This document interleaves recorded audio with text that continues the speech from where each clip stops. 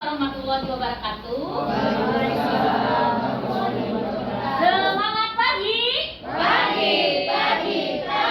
Semangat. Meskipun di luar diguyur hujan, tapi jangan sampai menyurutkan semangat kita. Ya, kita harus tetap panas membara. Bagaimana kabarnya semua? Alhamdulillah, luar biasa. Allah Akbar. Sehat jasmani, sehat rohani, dan sehat ekonomi. Kalau tidak sehat ekonomi, kita tidak akan semangat. Bertemu lagi bersama saya Herni di acara Talkshow yang dinanti-nanti semuanya. Siapa? Talkshow Sri Kandi beraksi. Karena kebetulan kelompok kami semuanya perempuan. Kami telah mengundang moderator handal dan narasumber yang sudah tidak diragukan lagi kemampuannya, yang sudah melanglang buana di dunia pendidikan. Sebelum dilanjut, kita panggil moderator handal kita. Kita sambut dan beri tepuk tangan yang meriah kepada Novi Silalahi.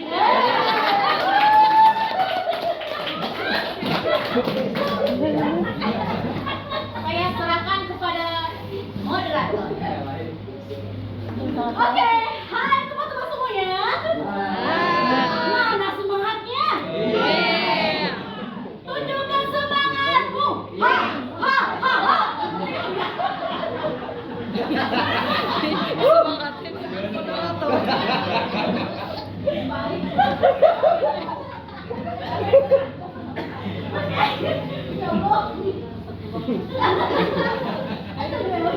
Oke.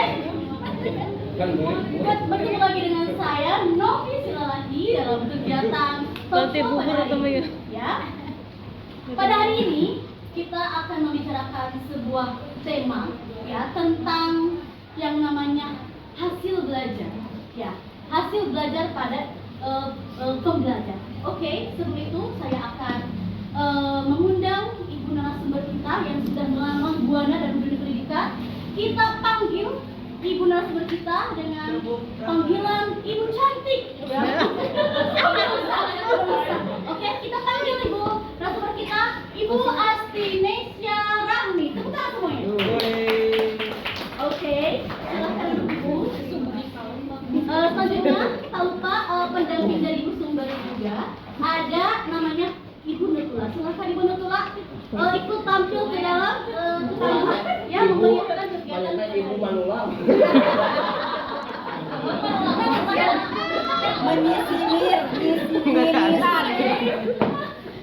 Pada kegiatan talkshow hari ini akan dibagi menjadi dua sesi, yaitu sesi pertama adalah pemaparan materi, ya, kedua adalah sesi tanya jawab. Oke. Sebelum itu ke pemaparan, saya akan membacakan profil dari ibu narasumber kita, yaitu Ibu Astinesia Rahmi. Beliau lahir di Sukabumi pada tanggal 3 Juli tahun 1998. Beliau tinggal di kampung Pangkalan RT 2, RT 1 Desa Pangkalan, Kecamatan Cikidang. Apabila ibu bapak sekalian yang ada di sini ingin mengunjungi rumahnya, dipersilahkan. Ya, dipersilahkan. Kalau ada berhubungan dengan pendidikan, ya. Kemudian beliau sedang bekerja di salah satu sekolah di Cikidang, yaitu SD Negeri 2 Cikidang, ya. Dan juga beliau sudah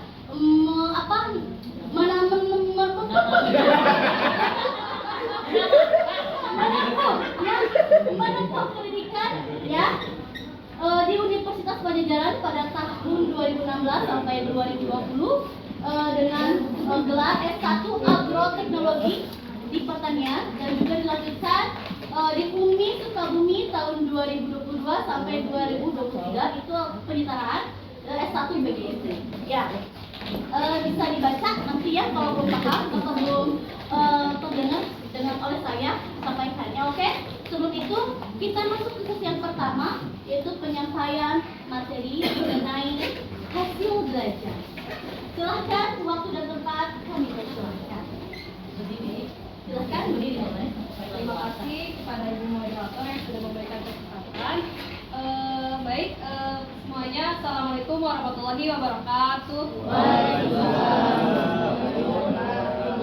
Yang pertama, yang saya hormati Ibu Fasilitator, kemudian beserta Ibu Bapak peserta pelatihan pembelajaran mendalam Sukabumi 13. Ya. Pujian syukur kita panjatkan kepada Allah Subhanahu wa taala karena pada hari ini kita diberi kesempatan untuk berkumpul di ruangan ini dalam keadaan sehat walaupun diguyur dengan hujan yang tiada hentinya ya. Salawat dan salam semoga kita tetap curahkan kepada junjungan kita Nabi besar Muhammad sallallahu alaihi wasallam. Baik, izinkan saya berdiri di sini katanya sebagai narasumber, tapi jika dibilang narasumber saya malu ya Bu, karena narasumber itu kan harus seorang yang berwawasan luas ya. Tapi di sini saya mungkin hanya sebagai membagikan saja sedikit praktik baik dalam tema pengaruh penerapan pembelajaran mendalam terhadap hasil belajar murid yang mungkin berkaitan dengan praktik baik yang sudah saya lakukan di kelas. Baik, untuk pendahuluannya sendiri, pembelajaran mendalam itu sebetulnya sesuatu yang memang sangat kita perlukan di era globalisasi ini ya, di mana kita itu sebagai guru memang dituntut untuk bisa lebih inovasi, lebih mengikuti tantangan zaman. Di mana kan sekarang perilaku dan kebutuhan para murid juga berbeda dengan tahun-tahun sebelumnya, maka pembelajaran mendalam ini memang datang menghadirkan memang yang kita butuhkan, di mana pembelajaran mendalam ini diperlukan agar murid itu bisa menghadapi masa depan. Kemudian dari pembelajaran mendalam ini bisa membekali agar mereka itu mampu meningkatkan kemampuan berpikir kritis dan kreatif dan sesuai dengan 8 dimensi profil lulusan yang tertera di dalam pelajaran mendalam. Kemudian menerapkan pengetahuan dalam konteks nyata, di mana pembelajaran yang kita lakukan itu harus memantik atau memunculkan pengalaman nyata mereka di lingkungan sekitar. Nah, sebetulnya ada 2 hal yang mempengaruhi hasil belajar murid itu, di mana ada faktor eksternal dan faktor internal. Yang pertama, faktor internal itu ada pada dirinya sendiri, diri murid itu sendiri mengenai minat, motivasi, kemudian kebiasaan. Kemudian untuk faktor eksternal yang mempengaruhi hasil belajar murid itu ada dari guru, dari metode mengajar, serta lingkungan. Nah, ini terjawab dengan pembelajaran mendalam, di mana ada 3 pengalaman belajar, kemudian ada 3 prinsip pembelajaran itu bisa menjawab dari hal-hal yang bisa mempengaruhi hasil belajar murid. Di mana untuk motivasi kan tadi ada, mungkin nantilah dijelaskannya disambungkan dengan praktik baik yang sudah saya lakukan. Kemudian hasil belajar murid itu ternyata tidak hanya tidak hanya angka ya. Kan kita kadang berpikir hasil belajar murid itu ulangannya berapa murid itu, apakah masuk ke A atau B atau C, hanya sekitar angka. Tapi ternyata hasil belajar murid itu tidak hanya berupa angka, tapi ada 3 aspek. Hasil belajar itu ada kognitif, afektif, dan psikomotorik.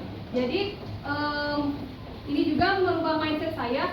Dulu itu saya berpikir hasil belajar murid itu hanya sekitar, oh si ini pintar karena nilai ujiannya bagus, oh si ini kurang karena di soal UTS atau UASnya itu jelek. Ternyata ketika di kelas, ternyata yang lebih aktif itu malah yang mendapatkan nilai yang kecil. Ternyata hasil belajar murid itu memang tidak hanya ditentukan dari pengetahuan saja, tapi dari sikap dan keterampilan mereka selama di kelas. Nah,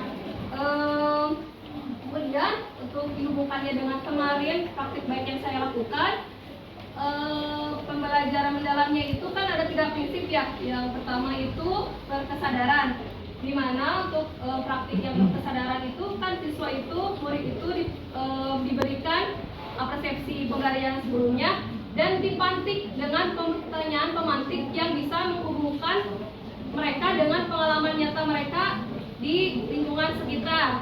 Kemudian sehingga memunculkan rasa ingin tahu mereka untuk belajar apa sih yang akan dipelajari hari ini. Dari pertanyaan pemantik itu kan mereka jadi muncul rasa ingin tahu, oh sekarang tuh belajar apa ya gitu. Nah, setelah itu kita diberitahu tujuan pembelajaran hari itu apa. Nah, kemudian pada prinsip berkesadaran itu kan berkesadaran itu mereka itu mengaplikasikan ya. Nah, setelah nanti ada materi yang sudah dipelajari, mereka itu mengaplikasikan apa sih pelajaran hari ini itu dalam apa berupa LKM atau kerja yang harus mereka lakukan.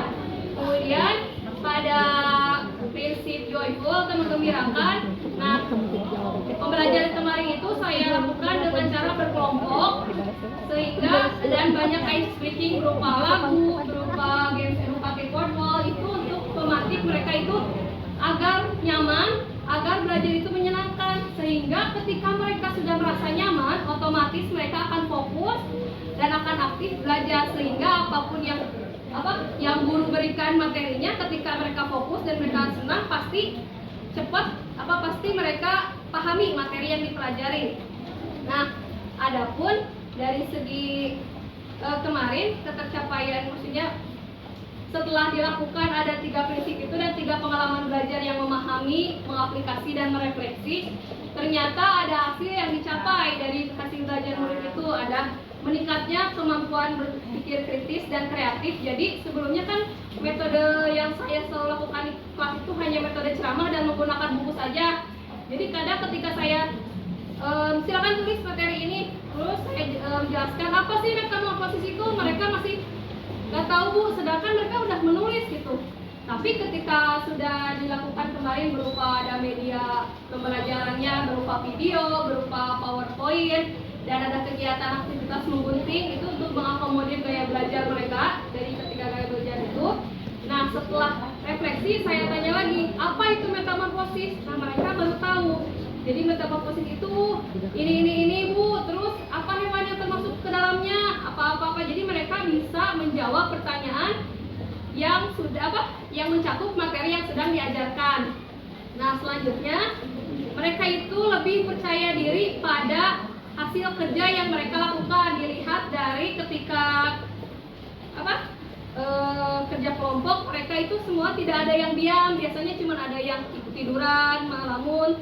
Tapi ketika saya bagikan lembar kerjanya, mereka alhamdulillah semuanya aktif. Ada yang memang sampai saking aktifnya Bu, ada sampai berebut.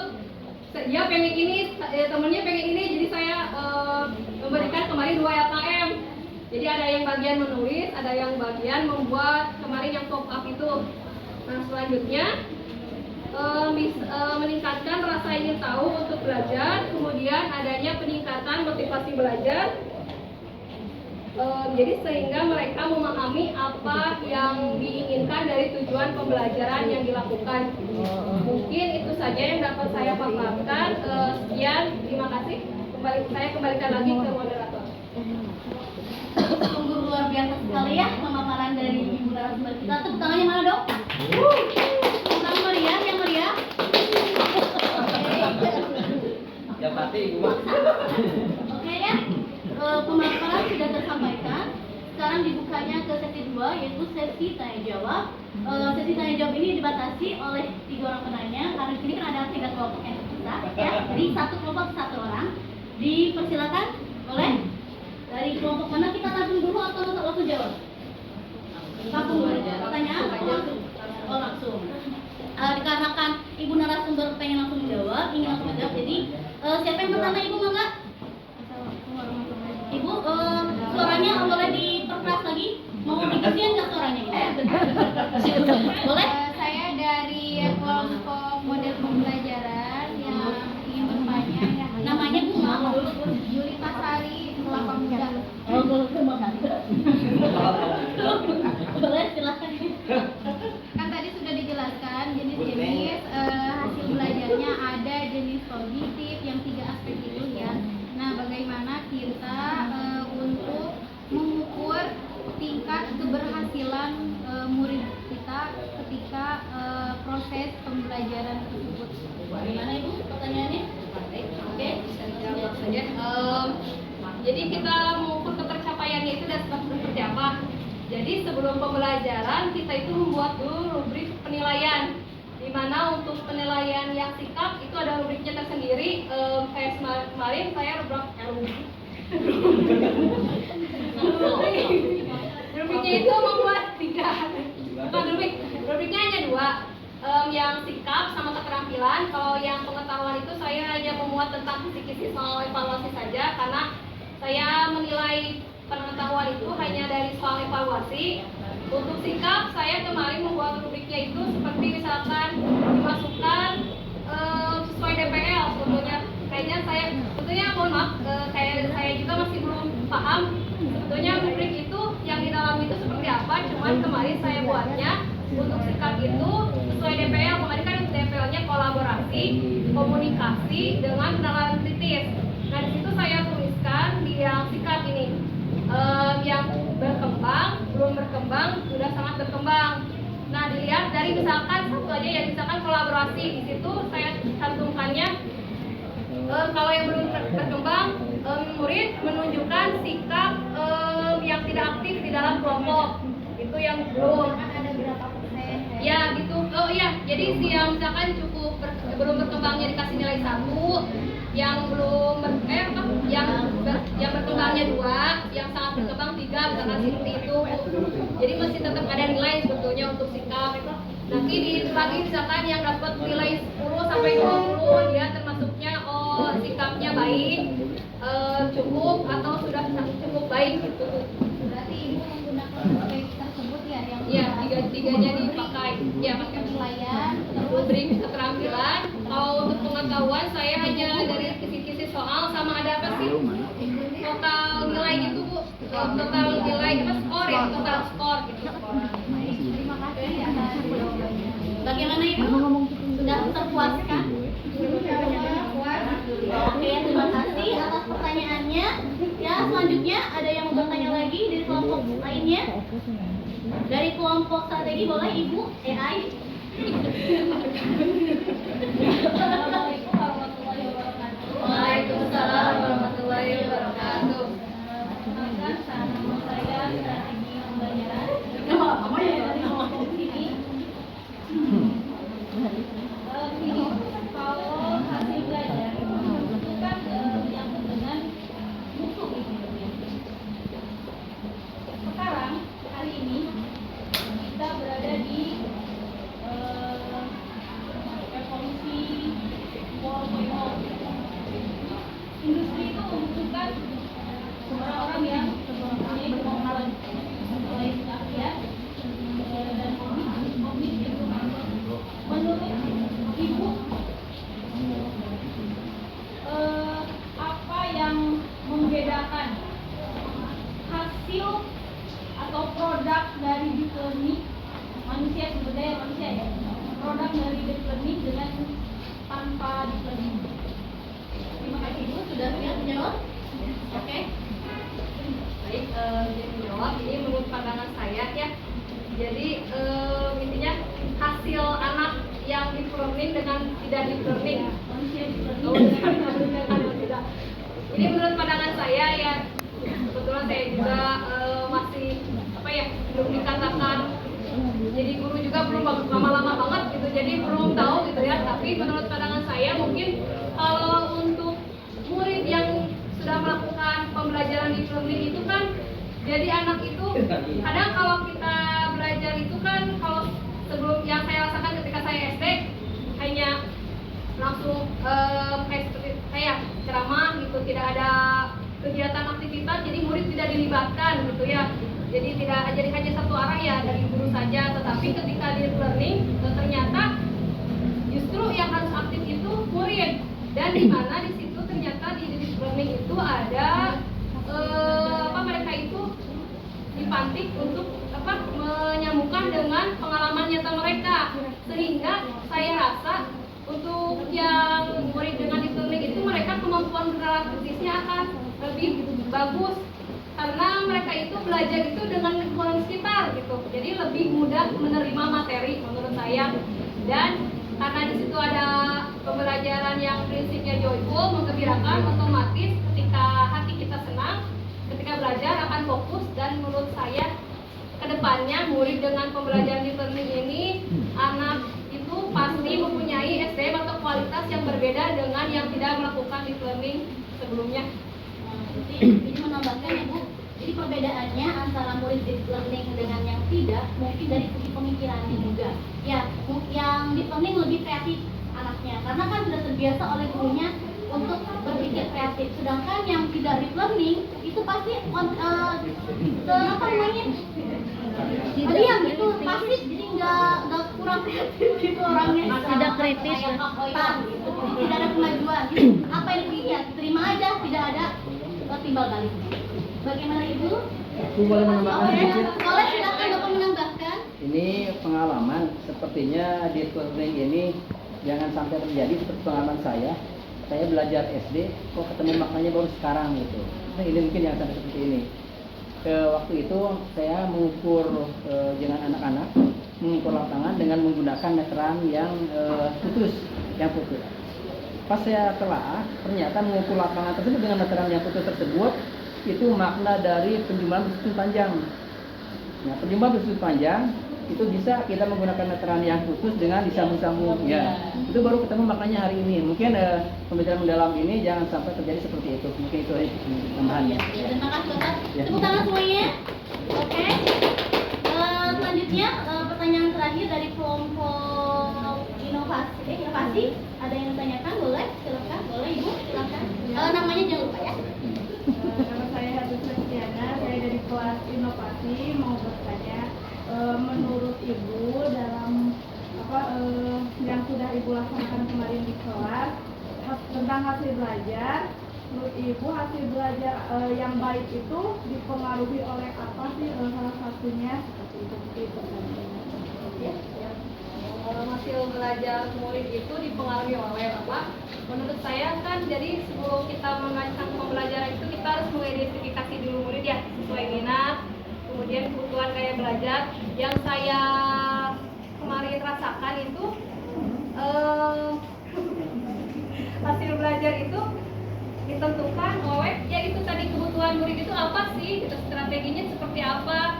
Dan saya itu kemarin mengukurnya dengan kebutuhan gaya belajar mereka. Mungkin memang setiap anak itu ada yang ingin melihat gambar baru paham, ada yang mendengar guru baru paham, ada yang praktek dulu nih baru ngerti ya gitu. Jadi kemarin ya jadi ya hasilnya itu dipengaruhi oleh gaya belajar mereka seperti apa ya. Bagaimana Ibu? Ya, Mas. Oke, terima kasih. Ada lagi yang mau bertanya? Boleh, satu lagi aja. Ada yang mau bertanya lagi? Supaya suasana lebih hidup. Tidak? Bang Tidak. Mamat sepertinya penasaran karena belum mengacungkan tangan. Boleh Bapak Mamat bertanya? Boleh, Bu. Boleh. Hasil belajar ini kan pada dasarnya pertama berawal daripada tujuan pembelajaran itu dicapai ya. Ketika kita mengajar di kelas itu kan supaya ada perubahan ya. Mana sih perubahannya? Pada dasarnya tiga ranah dulu aja deh yang kita sasarnya. Kognitifnya, praktik dan kognitif itu kan pengetahuannya ya. Kemudian afektif sikap dan tingkah lakunya. Nah itu ketika ada perubahan berarti mengindikasikan bahwa siswa itu ada keberhasilannya, walaupun misalnya tidak serta-merta bagaimana. Itu yang paling utama, yaitu tiga ranah tadi. Kemudian hubungkan dengan tadi Ibu Ani itu bertanya bagaimana keberhasilan itu kalau kita kaitkan dengan PM-nya. Nah, menurut saya yang tiga tadi bisa sasarannya pertama ke 8 dimensi itu ya. 8 dimensi itu salah satunya misalnya kita ambil kan itu dari kemandiriannya ya, kolaborasinya. Nah, tidak mungkin kan semuanya kita ambil kan. Nah, ketika anak berhasil mandiri dan bekerja sama dalam kelompok dalam tim itu sudah merupakan perkembangan ya, ada keberhasilannya ya. Kemudian berimbas kepada 3 prinsipnya, ada kebermanfaatan ya, berkesadaran, kebermanfaatan dan menggembirakan. Nah, kesimpulannya kalau dihubungkan dengan PM berarti keberhasilan anak itu disebut berhasil. Tadi itu harus bisa melampaui 8 dimensi, salah satunya apa mungkin ya kan, dan 3 prinsipnya itu menurut saya seperti itu. Tepuk tangan. Jangan tepuk tangannya Ibu Bapak. Ya, bagus.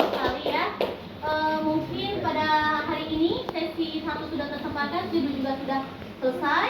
Oke, marilah kita tutup pada diskusi hari ini dengan mengucapkan alhamdulillah bersama-sama. Alhamdulillah. Oke, saya kembalikan lagi kepada host.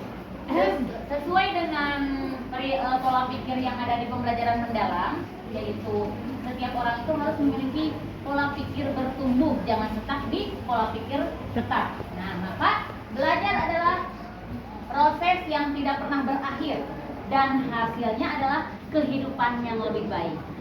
Mudah-mudahan di kemudian hari kita masih bisa berjumpa kembali. Panjang umur, sehat selalu, dan acara talk show ini kita tutup. Wabillahi taufiq wal hidayah. Wassalamualaikum warahmatullahi wabarakatuh. Terima kasih